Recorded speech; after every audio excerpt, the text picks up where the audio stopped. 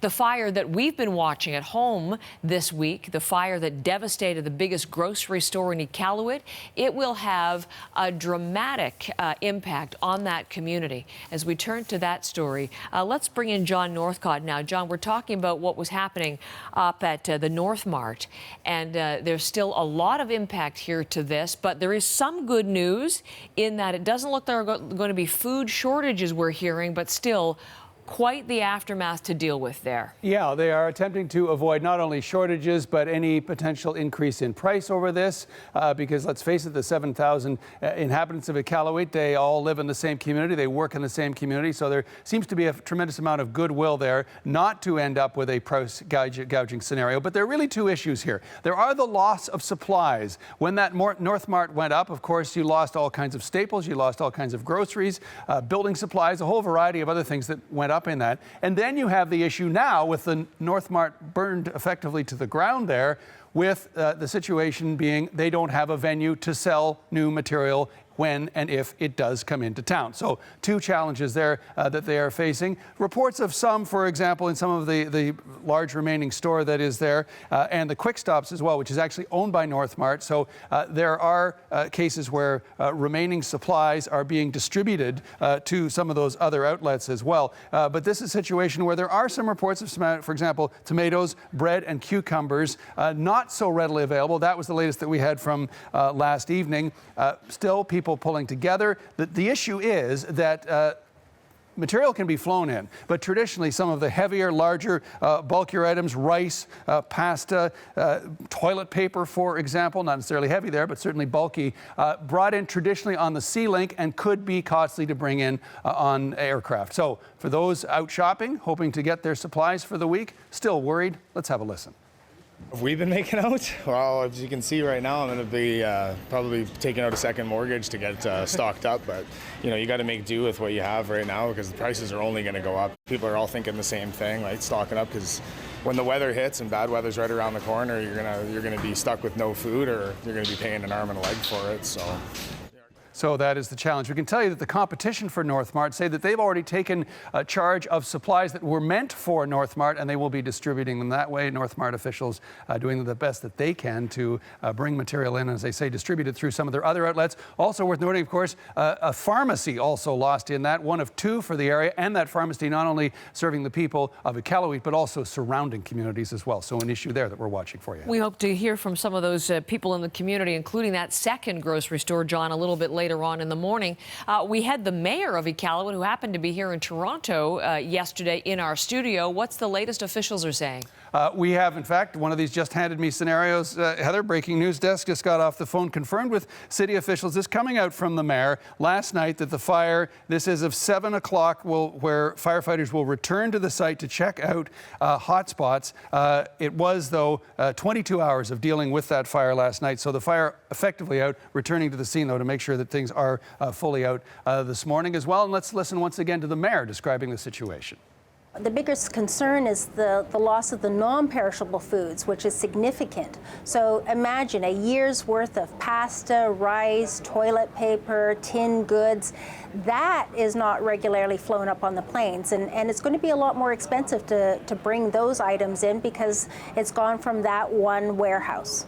So a challenge, the community responding. This is getting a multi-level government response. Dominic LeBlanc is with me in Moncton. He is the Minister of Intergovernmental and Northern Affairs, Internal Trade as well. But we focus on the middle part of that, the Northern Affairs, there in our Moncton studio. And good to see you, Minister LeBlanc, as always. Thanks for coming in.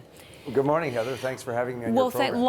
Lots of interest. This is a major situation for the community. Now, we just heard this morning in a tweet, Minister LeBlanc, from the mayor of Iqaluit, Mayor Redfern, tweeting out about the fire pretty much being out 22 hours, just some hot spots to look at, and that is good news, but seemingly under control. Is there any other information, any new information you have this morning just as to what's going on? So, Heather, you're right. I mean, for the town of Iqaluit, it's a town of 8,000 people. It's a city of 8,000 people. This is a major source of concern for the community. We think the mayor, the territorial government, I had a chance a number of times yesterday and late last evening to talk to Premier Savic, who has been and his cabinet very much on top of this. The latest information we have is, as you said, the fire is now out. They're doing a damage assessment. There's no doubt that the concern in the community led to sort of a run on food supplies in the other main retailer. There were two main retailers. Northmart was the most significant one. Pharmaceutical supplies are, for the moment, stable. The hospital is prepared to step in. The territorial government has assured us that in spite of offers from the very beginning, the Government of Canada, we offered, for example, if necessary, military airlift of supplies or food.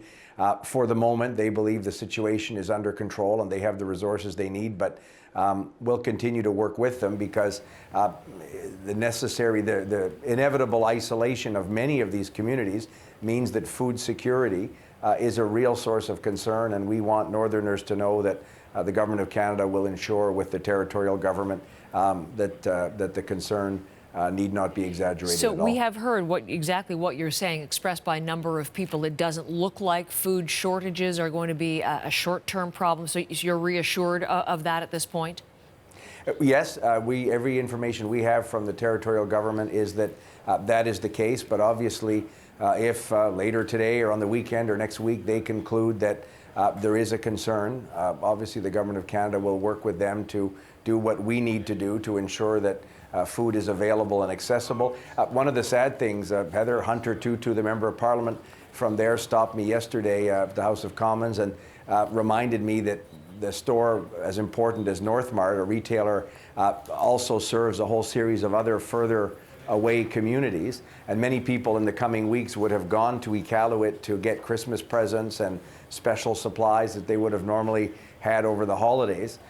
They had sort of stocked up, as you said in your introduction, with a number of supplies and consumer goods and clothing, which would typically be part of the Christmas sales. Yes.